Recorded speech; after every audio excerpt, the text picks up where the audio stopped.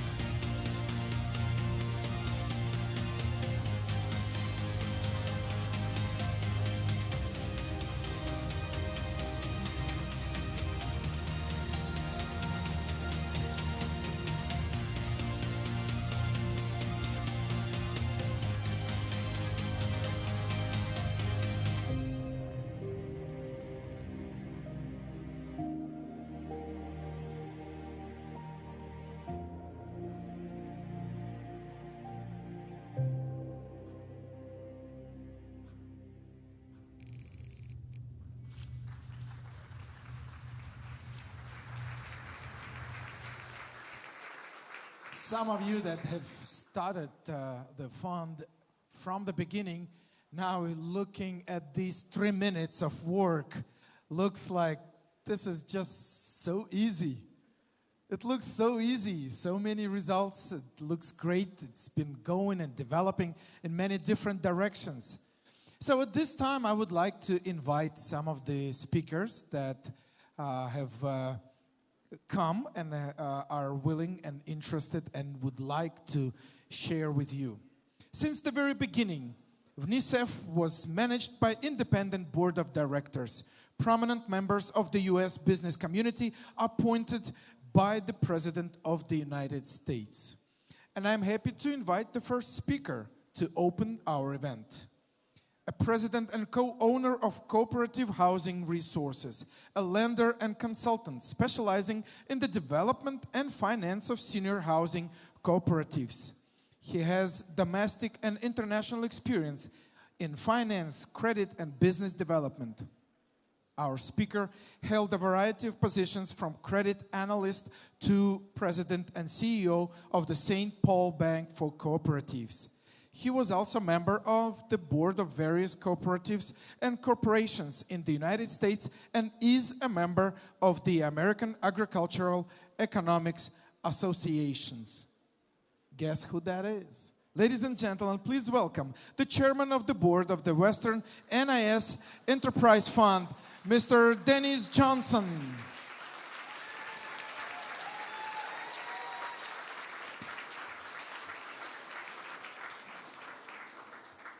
Thank you. Acting Deputy Chief of Mission Pennington, honorable ministers, distinguished guests, current and former employees, and friends. Welcome to the Western Newly Independent States Enterprise Fund 25th Anniversary Celebration. Western NIS Enterprise Fund was chartered and began operations in 1994 after the U.S. government provided a $150 million fund that would provide debt, equity, grants, technical assistance, and other forms of support to portfolio companies operating in Ukraine, Moldova, and Belarus. This was one of 10 funds created by the U.S. government for countries of the former Soviet Union to help them transition from a Soviet-style command economy to a modern marketplace. The funds were administered by U.S. Agency for International Development, or USAID, and directed and governed by an independent board of directors. Western NIS invested $186 million, our initial fund capital and reflows, in 130 companies. We introduced Western principles of management, financial accounting and reporting practices, transparency, and marketing. We trained a generation of business leaders and managers better prepared for participating in the world's business environment.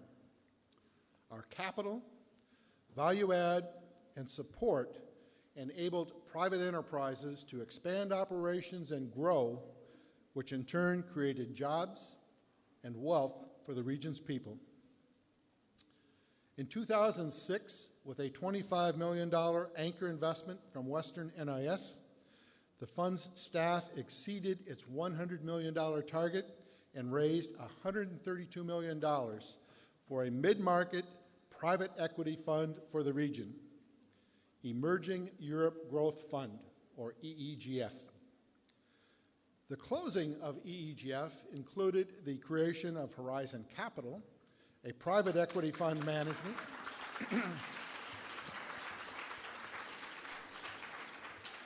a private equity fund manager, the transfer of the enterprise funds to fund staff to Horizon, and Horizon now managing the fund's investment portfolio. Western NIS then commenced to winding down the business and operations. Horizon went on to raise EEGF 2 in 2008, a $370 million fund, and EEGF 3 in 2018, a $200 million fund. Horizon has now managed an investment portfolio with over $850 million in assets. The fund's business legacy is well known. Western NIS Enterprise Fund's investment activity not only unlocked an estimated $1.85 billion of capital to the region, but also transformed the market and facilitated the dawn of a new business culture in line with best international business practices.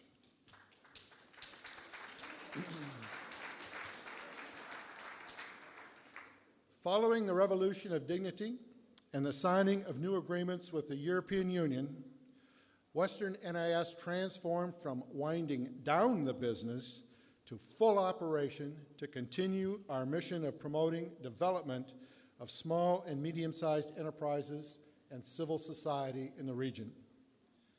In 2015, with USAID approval, we implemented our legacy programs: economic leadership, export promotion, impact investing, and local economic development.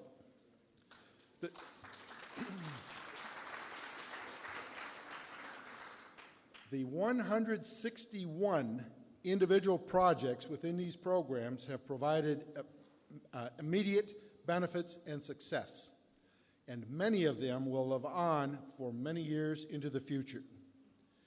In 2017, we returned to our investor role with a $30 million anchor investment in EEGF3, and we launched U Ventures Fund to assist Ukrainian startups in the IT sector.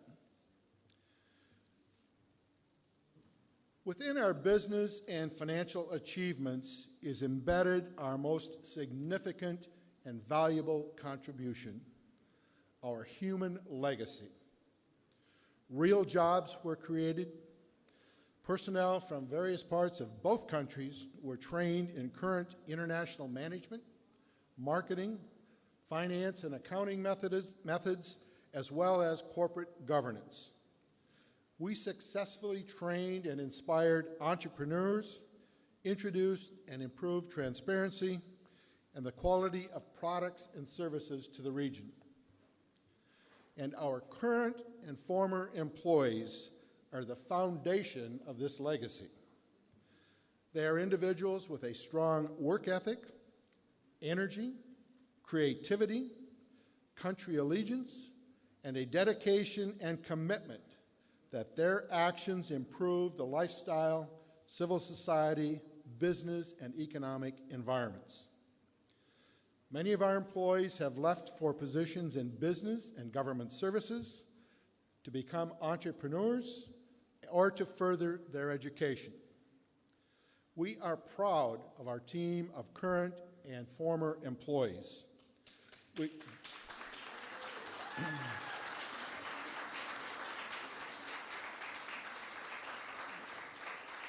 We thank them and congratulate them for the contributions they've made and are making today. Needless to say, we're pleased and proud of our many accomplishments and successes in our first 25 years. We're looking forward to continuing our programs to transform and improve the lives of ordinary people in Ukraine and Moldova. Thank you for participating with us in our 25th anniversary celebration. We appreciate your support, our business relationships, and our friendships. Enjoy the evening. Thank you, Mr. Johnson. All these years, we worked closely with the U.S. Embassy to Ukraine and USAID, and are extremely grateful for the guidance and support of our initiatives. So with your support and with your applause, I would like to invite the Acting Deputy Chief of Mission at the U.S. Embassy to Ukraine, Mr. Joseph Pennington.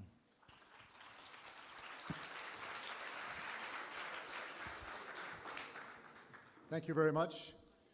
Honorable Ministers, Chairman Johnson, members of the board, ladies and gentlemen. I'm pleased and honored to be with you tonight for the 25th anniversary of the Western NIS Enterprise Fund. To put the fund in proper context, I want to add a few words to what Dennis just said about the story of its origin. With the fall of the Berlin Wall in 1989 and the collapse of the Soviet Union in December 1991, 29 countries of the former Eastern Bloc began the transition from centrally planned to market-based economies. Realizing these new states lacked the capacity to successfully undertake this transition, the United States government's response was rapid, meaningful, and generous. Congress quickly passed legislation that provided the legal and financial basis for U.S. support for the historic transformation, including technical assistance and capacity building programs through USAID, as well as the establishment of the Europe and Eurasia Enterprise Funds. Nearly $1.2 billion of U.S. funding through USAID was provided to finance 10 of these investment funds. The Western NIS Enterprise Fund, or WINISEF as I will call it, which is authorized to work in Ukraine, Moldova, and Belarus, is the last of these funds still making active investments in the Europe and Eurasia region.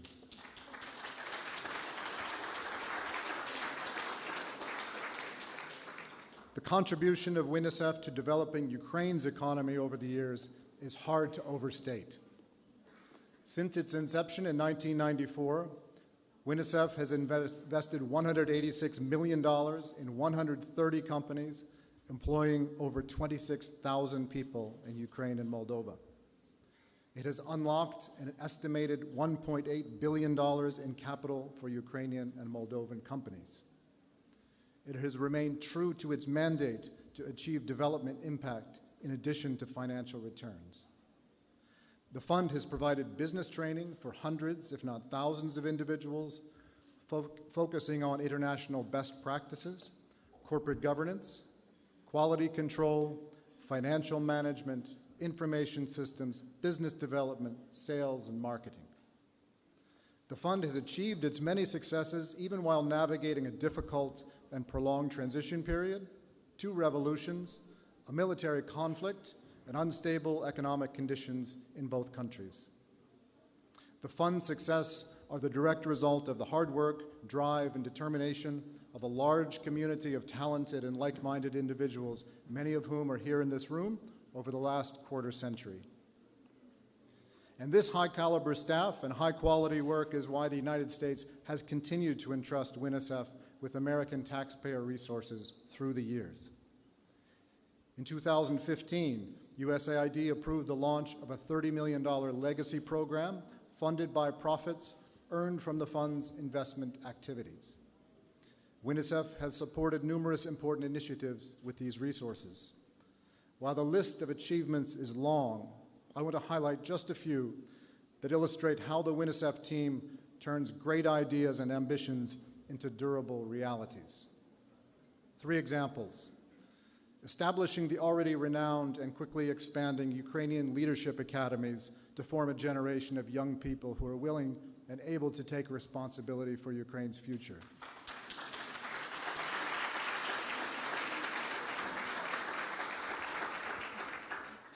We were delighted to see President Zelensky met with some of these students last week in Mariupol, and we understand he came away impressed. Second example, setting up a low-interest lending program for vulnerable groups through a social impact investing program, including in the East for internally displaced persons and veterans, that has provided much-needed access to finance to entrepreneurs seeking to advance social goals.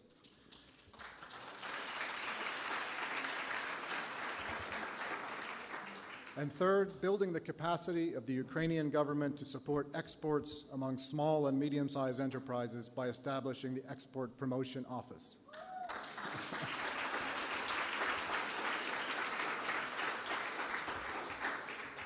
In one way or another, all of you gathered here have worked to move Ukraine and Moldova forward to a higher standard of living. This is a night to celebrate your dedication, your patience, your achievements. About a week ago in Mariupol, President Zelensky outlined his vision for a prosperous Ukraine, and the Prime Minister reaffirmed his ambitious goal of achieving 40% growth over the next 5 years. WINISEF has played a key role in laying the groundwork to make this ambitious goal possible through its investments in small and medium-sized enterprises, support for Ukrainian government institutions, and its work in developing the future leaders of this country. So this 25th year anniversary is a celebration, but also an opportunity for everyone to voice their opinions, to be heard, and to find ways to continue working together to achieve these goals. Thank you very much and enjoy the evening. Thank you, Mr. Pennington. Over the years, UNICEF has had many employees. Each of them has made a significant impact not only on the fund, but on the entire region, providing their knowledge and expertise.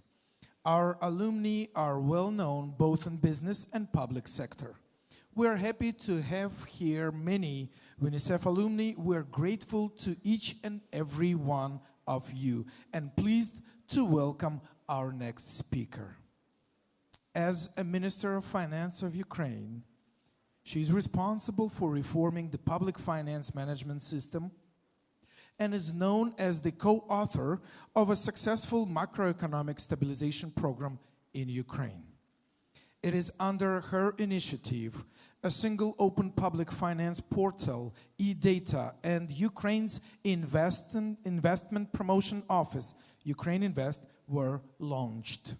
Great progress has been achieved in the public debt management during this period of time. Ladies and gentlemen, please welcome the Minister of Finance of Ukraine and UNICEF alumna, Mrs. Oksana Markarova.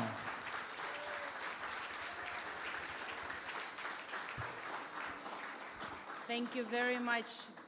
It's such a pleasure to be here among friends, and my speech will be more a thank you speech.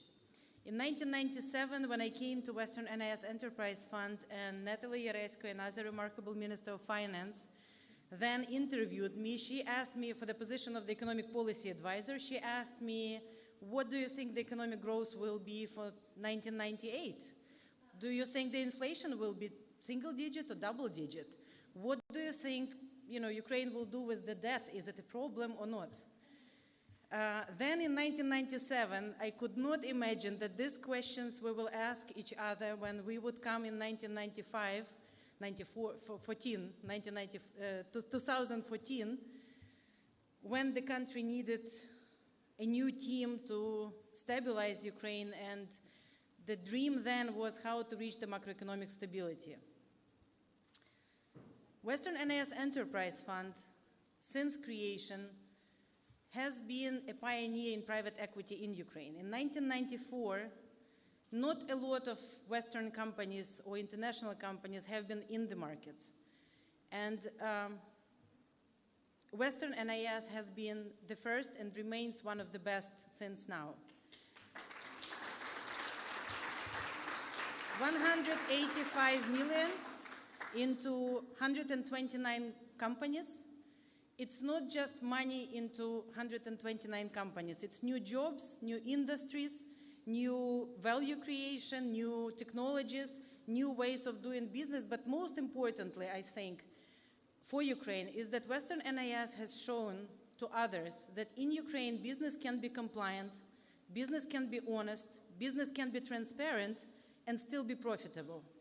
And this, I think, has paved a way for a lot of private equity investors, both Ukrainian and international, who came to participate in Ukraine's success. 25 years from now, Western NIS is still with us, with the new mission, which has been instrumental since the Revolution of Dignity. And I think, again, it's my personal opinion, but I think it's one of the most effective aids American people ever gave to Ukraine. Because not only this money created business, but by making money, this money came back to promote exports, to promote Ukrainian Invest, and most importantly, to promote Ukrainian people through education. And I would like to specifically praise Western NIS Enterprise Fund for Ukrainian Leadership Academy, for Kyiv-Mohyla Academy, for Ukrainian Economic School. Please continue to do that, because these young people who are now in schools and who are now in universities are the key to Ukrainian success and are key to our 40% growth in 5 years, but also continuous growth afterwards. So I would like to thank my speech with words of thanks. Denis, Pat, Slava, all other board members, Natalie, Lena, everyone who used to work for the fund, who work for the fund right now, and who will work for the fund. Thank you very much from Ukraine, as from me as the Minister of Finance, and from me as the citizen of Ukraine, because you have been, you are, and you will be a key element of Ukrainian economic success. Thank you. Thank you, Mrs. Markarova.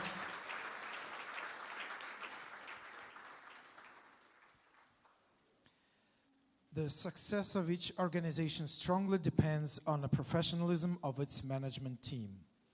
During its 25 years tenure, UNICEF was lucky to have the most skillful and driven professionals on board.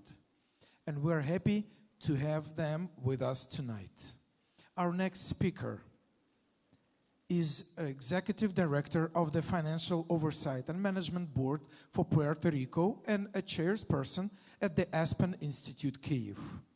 She has enjoyed a distinguished international career in public service and private industry. As Ukraine's finance minister 2014 and 16, she served at a particularly critical moment when the post-revolutionary state was rocked by deep recession and war on part of its territory. It was her who led the successful negotiation of the largest IMF program in Ukraine's history, as well as a complex debt restructuring. Her government's success in restoring macroeconomic stability enabled the creation of a broad international financial coalition to support Ukraine's transition. She is also known for the reduction of public spending, tax reform, and initiation of corporate governance reform in state-owned banks. Ladies and gentlemen, please welcome UNICEF President and CEO 1995-2014, Pani Natalia Yarierska.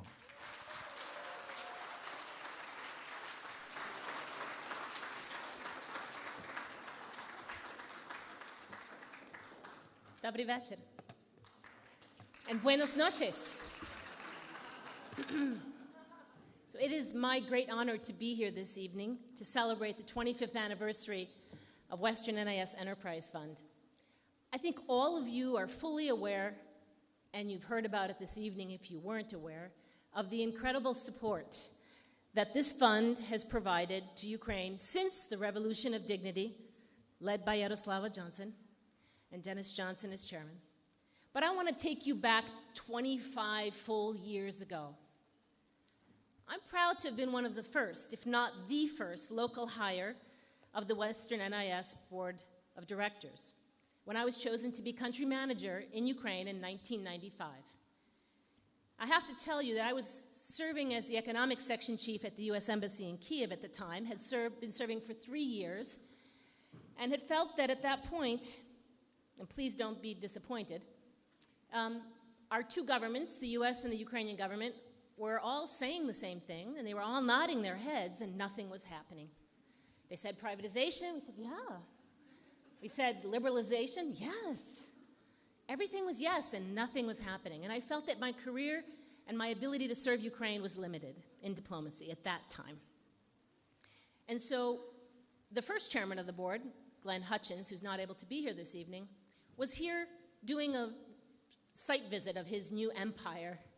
And as I was taking him to the airport as his control officer, I ran up at a red light to his car, knocked on his window, handed him my resume, and said, I want to do this. I left public service, despite my great commitment to public service, because I believe so strongly in the mission of Western NIS and the need for just such an organization at that particular time in Ukraine's and the region's history. What was that mission, and why was it so important? Our mission was to support small and medium-sized businesses with the investment of capital, small businesses with small business loans before any bank was willing to ever lend to them. We provided training, we delivered best practices, and we attracted third-party capital to companies that would have never seen another investor.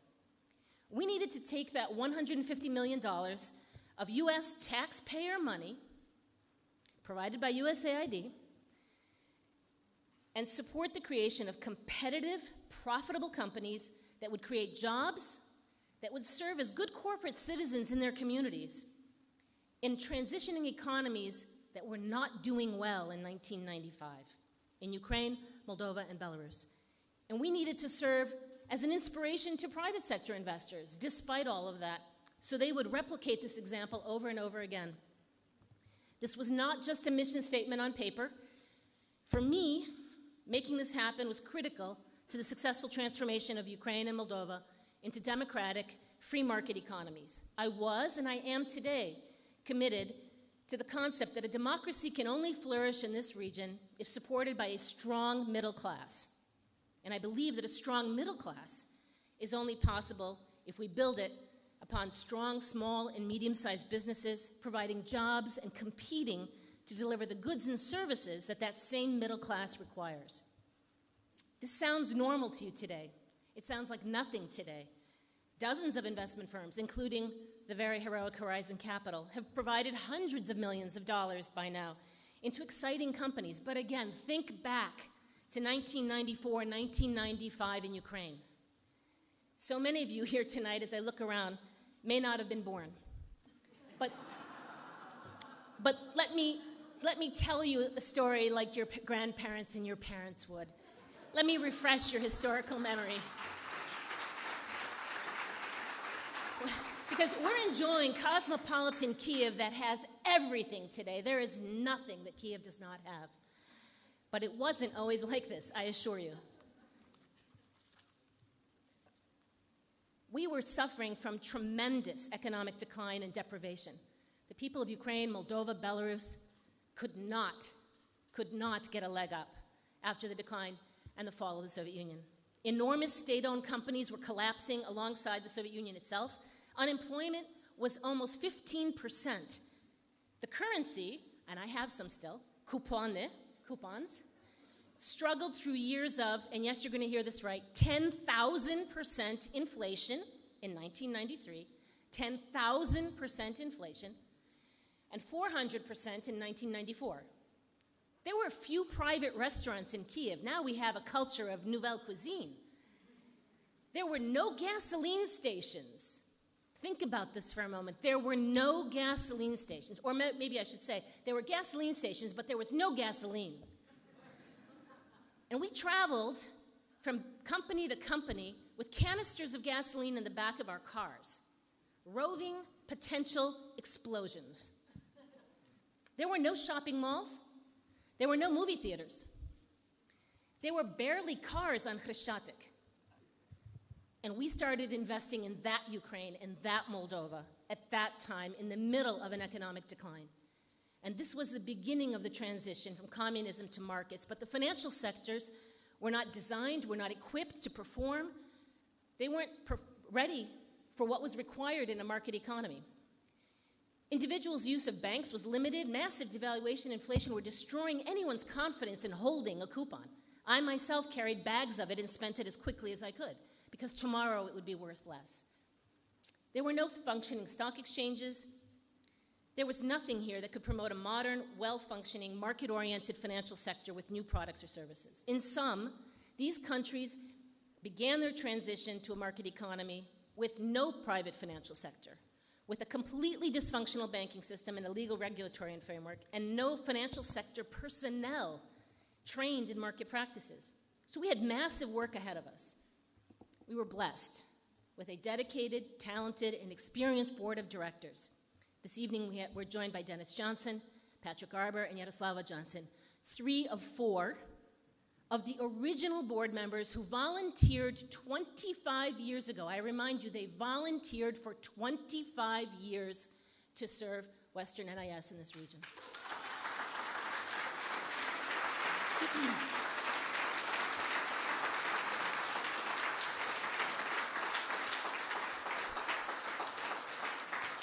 And with that board, we proceeded to develop an investment philosophy that focused on small and medium-sized businesses that could compete on cost, quality, distribution, marketing, service.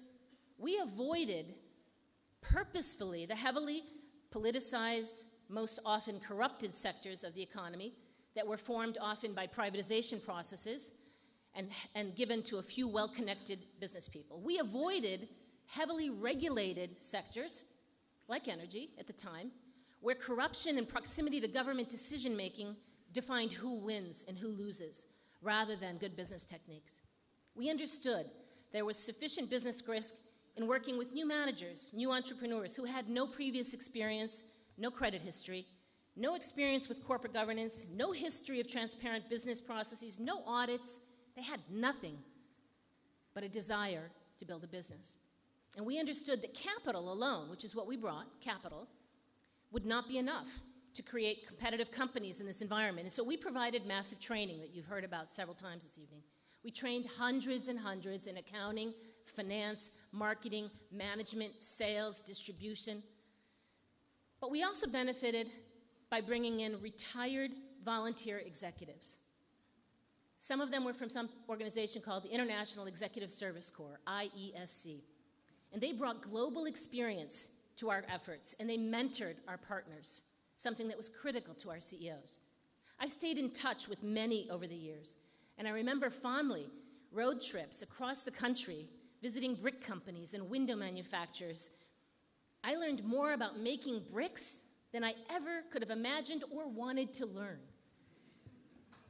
One of these mentors, may he rest in peace, Bill Kress, helped us to invest and identify and work with Ivan Fedorovich Telющenko, who's the CEO of SBK and then Keramea. And that brings us to the next part of our success. Ivan Fedorovich, Oleg Baban of GCC, Jakub Tichman of Vitanta, Volodymyr Avramenko of AVK, and I'm sorry, I can't mention all of our CEOs, our partners, our managers, our entrepreneurs, but it is you who were our partners, you who were at the center of the success of each of these firms. Capital was critical in a capital-starved environment. Training was important in a transitional economy with no experience. Mentors were valuable to provide insights and guidance. But our partners, they were the absolute keys to success. And I say this because, again, you won't remember, but there was a time when no one could translate the word equity in Ukrainian. People thought it was all a loan. How much do I pay you back? But these role models, these CEOs at that time, they took a chance to build transparent, lawful, well-governed businesses. They trusted in themselves. They trusted in Western NIS. And I thank them. I don't know if any of them are here this evening. But I thank them for their trust, for their vision, for their leadership, and I thank them for their partnership. We looked and we ended up manufacturing and selling the best bricks, the best windows, the best confectionery, the best ice cream, the best sunflower oil, agricultural products, banking services, cheese, automotive wire harnesses, and more. And we helped to create brands that are now household words for many of you. In my home, when my daughter was about yay high, she'd walk up to an ice cream truck and she would say, "Чи ви маєте троянду? Do you have Trianda?" And if they said no, that 6-year-old walked on to the next truck because she knew we only supported our own.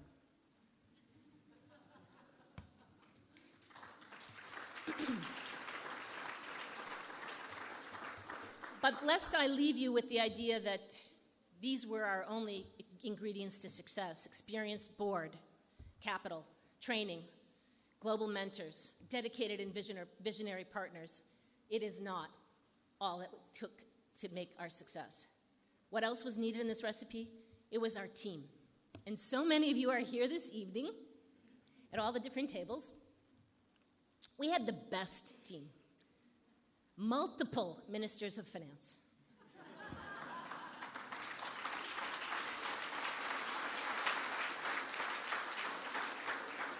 Our team then, our team today, was dedicated to building these economies and bringing best practices and success to each portfolio company, to each town, to each community where they were located.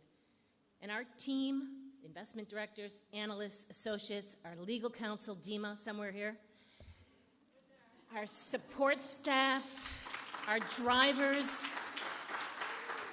some who are no longer with us, may Valentin rest in peace. I'm unable to mention each and every one of you because there were so many, and I'm so glad you're here tonight. Each of you contributed to our success. Each of you are contributing to this success on long days, weekends, holidays, each and every day, dedicated to this mission that you worked, this vision, this success. And we could not be here today without your service over the last 25 years. So what defines our success? It's not my opinion. It's not our board's opinion. We had successful companies that became profitable, that created jobs, that built brands, that entered new markets, that attracted additional investments. They were sold to strategic investors previously unconvinced that they could touch this market. We had a successful team that knew how to navigate the risks. And in these markets, that means a lot. And they produced investment returns that were agreeable to the private sector. We took that successful track record and that team and used it to convince the private sector to invest in this investment philosophy, this successful philosophy, into this track record, into this team, and into this vision, which became Horizon Capital, now led by Lena Kasarinen.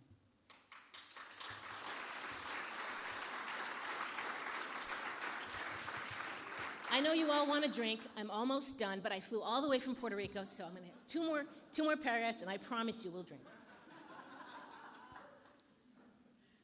I was there for 20 of the 25 years. So we went from GDP in Ukraine of $52 billion in 1994 to GDP of $131 billion in 2017. We had 2 different currencies during this time. We had promised reforms. We had a half dozen currency devaluations that were painful. We had failed reforms. We had failed banks. We had 2 revolutions. We had successful reforms. We had growth. We now have competitiveness. We have efficiency. And we have a new generation of leaders, some of you in this audience, committed to building a democracy with a strong middle class and well-performing markets. The U.S. taxpayers' $150 million in investment into the enterprise fund resulted in not only businesses and business people, it mentored hundreds of people who've gone into business and government and NGOs. And it jump-started Horizon Capital's $700 million of private funds. It provided funds now for the critical development and reform of Ukraine's economy following our revolution of dignity. So for all of this, I thank you for coming together tonight to celebrate this mission, this vision, this team, these partners, and this success. Slava Ukraini. Героям слава.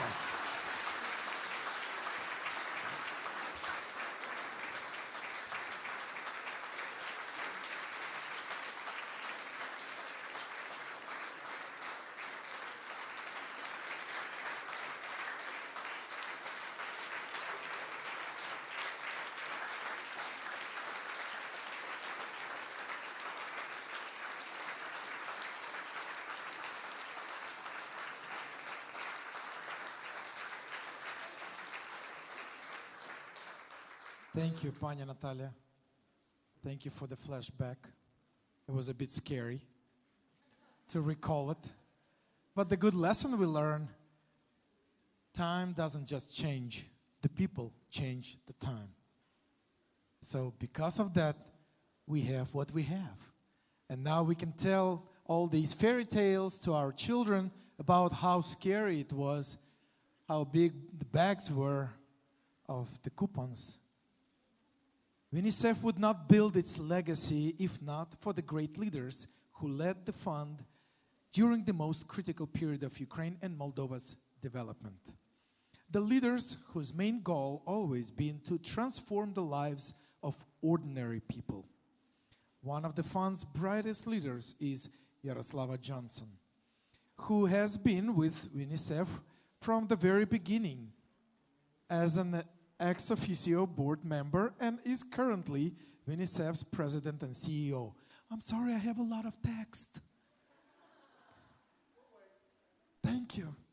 Having lived in the USA most of her life, Ms. Johnson returned to Ukraine 26 years ago in order to strengthen its economy and bring up a new generation of leaders.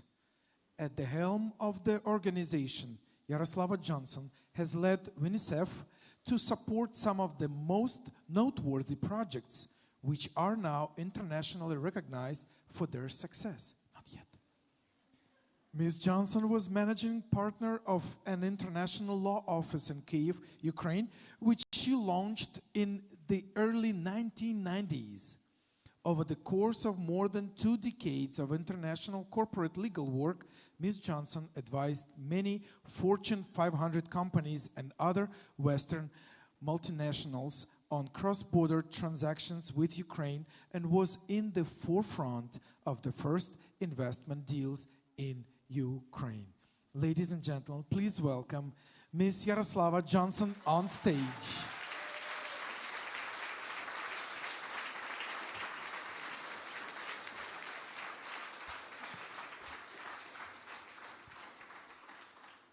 This is obviously an evening for reminiscences and nostalgia. So rather, you've heard very dignified comments. I'll tell you how I got here. One of my favorite English language words describes much of my relationship with the Western NIS Enterprise Fund. It is a word that does not have a Latin or Greek root. It was discovered or written first in the mid-1700s by a British nobleman who was writing a story based on a Persian fairy tale. The word is serendipity, and it means unexpected good fortune. Let me explain. One June day, 1994, I'm sitting in my Chicago office working on an SPA on a Ukrainian acquisition when my assistant runs in and shouts, "The White House is calling." I don't know why the White House is calling me, but I take the call. And on the other end of the line is a male voice, and he identifies himself as with the White House Personnel Office. And he says that an Illinois congressman has submitted my name for consideration and appointment by the president to something called an enterprise fund for Ukraine, Belarus, and Moldova. I hadn't a clue what that was, but, and he said it was going to be funded by the US government. That sounded good. So I said, look, I'm flattered that you're interested and that I'm being considered, but you need to give me some more information. So an hour later, I get a ream of paper by fax. This was, of course, pre-internet, so you had that funny paper, lots of it. And in that package was the enabling legislation plus a memorandum that identified how the enterprise fund was to work. I reviewed the materials, I discussed it with my partnership, and they had no objection. So in a few days, I confirmed my interest. That was serendipity.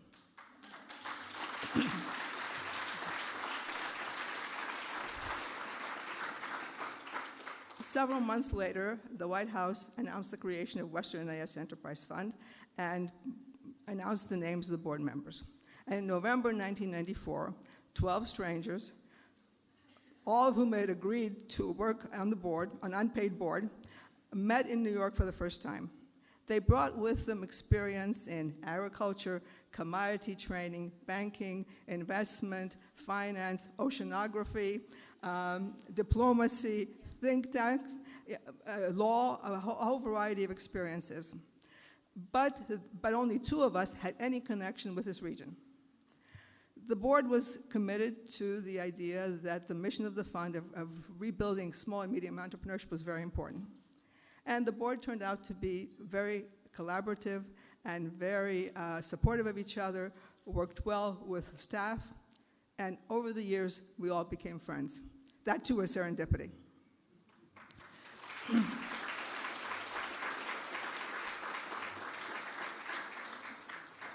20 years later, my husband and I are sitting at O'Hare International Airport ready to go to Dubai when I get a call from our chairman, Dennis Johnson. Again, it's an unexpected call. And Dennis, after a few minutes of pleasantries, says, with Natalie Oresko's advancement to Minister of Finance of Ukraine, the fund will need a new president and CEO to run its legacy program. Would you be interested? I didn't know what to say. I was surprised.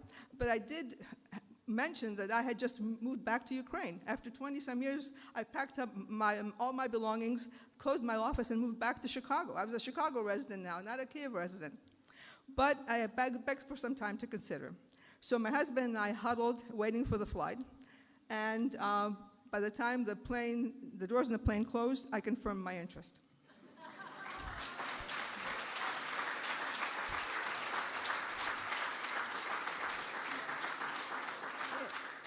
The backstory to this is that years previously, I mentioned to Dennis that should the fund create a legacy foundation, I would like to be considered to run the foundation. But that legacy foundation never happened, and I thought that was just something that was not going to be. So now, here I am. I have an opportunity to run a legacy program, albeit in a different guise, That's serendipity.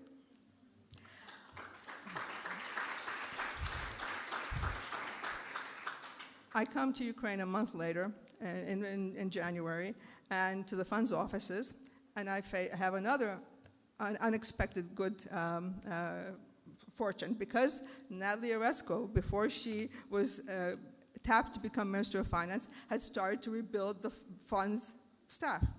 As you heard, the fund had given up all of its staff to Horizon Capital in 2006.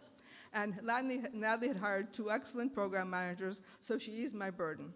My first weeks at the fund, I finalized a technical assistance agreement with the Ukrainian government and reviewed hundreds of resumes and interviewed many people.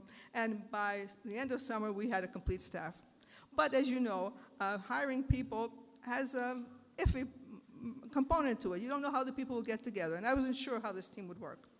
But again, my apprehension was misplaced, because when I saw and started to work with the legacy program managers, they made a phenomenal team. They were and are not only committed to the legacy program in its entirety, and not just to their particular section. They support each other, they encourage each other's projects, they find alternative opportunities, they speak freely, and they work closely together. I must say I am very pleased and profoundly enjoy the opportunity of working with them over the years. Now, in our 4 years since we started the legacy program in 2015, we have handled 161 projects all over Ukraine. And those projects have been successful. And I'm very proud of what we accomplished, and we accomplished it with this very strong team. And I look forward to the next 25 years, or maybe I won't be here, but they definitely will be here, and they will carry the legacy mission forward. So thank you very much. And now I'd like to introduce the team to you, okay? We have, our legacy program was always light on management. And there are only 2 of us managing the program, and I want to invite Lena Kosharna, who is Vice President and Chief Financial Officer. So this is the management team right here. Now let me introduce the legacy team. Vitaly Bigdai heads our export promotion and investment promotions office. Vitaly, come on up.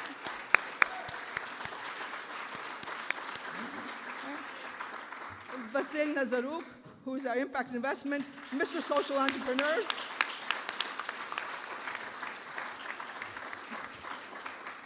Ira Ozimok, who knows all about cities and Prozoro and hub schools.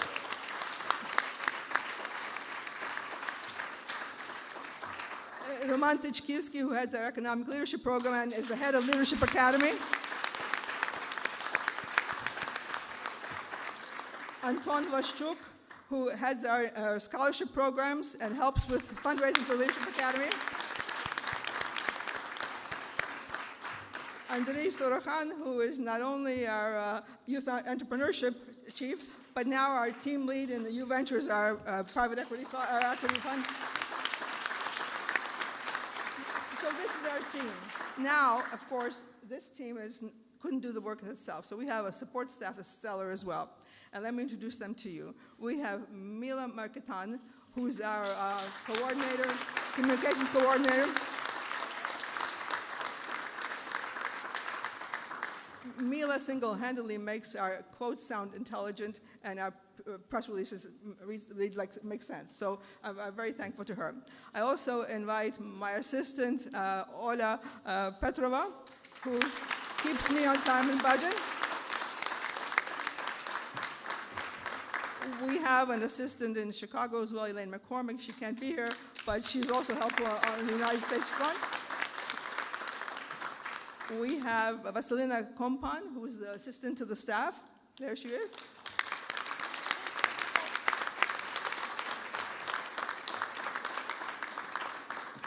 There's Oleksiy Kokorev, is our assistant administrator, and he actually keeps all of our computers and whatever technology we have running. Very important.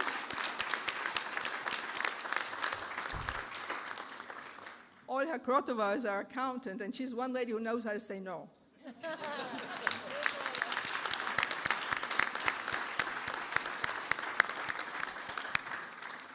And event, most of you came here through traffic. You know how hard it is to drive in the city.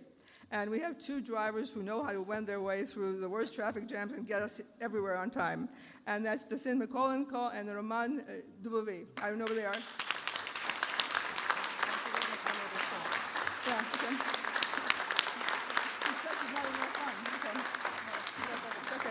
Okay. And then let me introduce Natalia Rushchak, who also helps with our accounting and budgeting.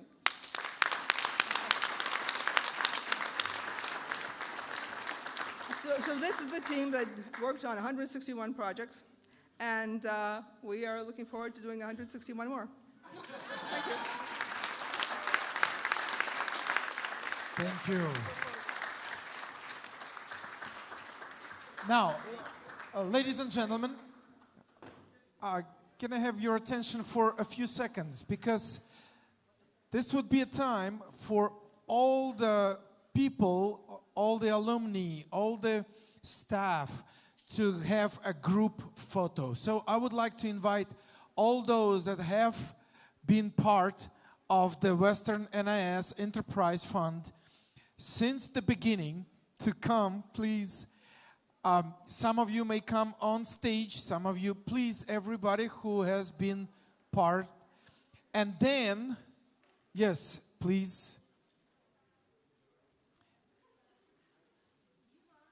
Please, some of the gentlemen could stand behind.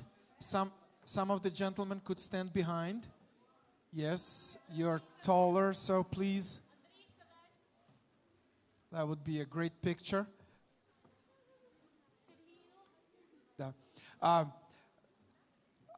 We have a request from our photo man for the gentlemen to step up behind the ladies, and so we can because we have a lot of ladies. Yes.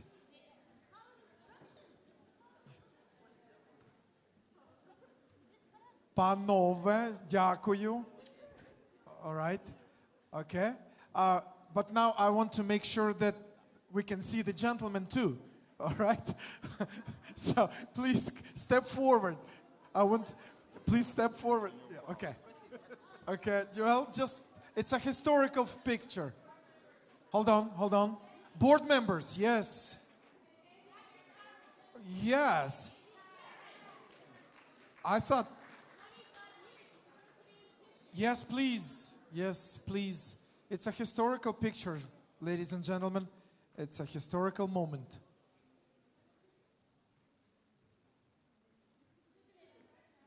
Okay. One of them. Okay, so yeah, they will show you their hand who is taking pictures. Okay, so all right. This is a camera, so a video, just in case. Some more pictures. Telephones, everybody's taking pictures. Heroям слава. All right. Well, ladies and gentlemen, I guess I'll take my liberty to announce that we get into a fellowship regime right now, and so enjoy the food, enjoy the fellowship, enjoy the drinks, and enjoy the rest of the night. Congratulations!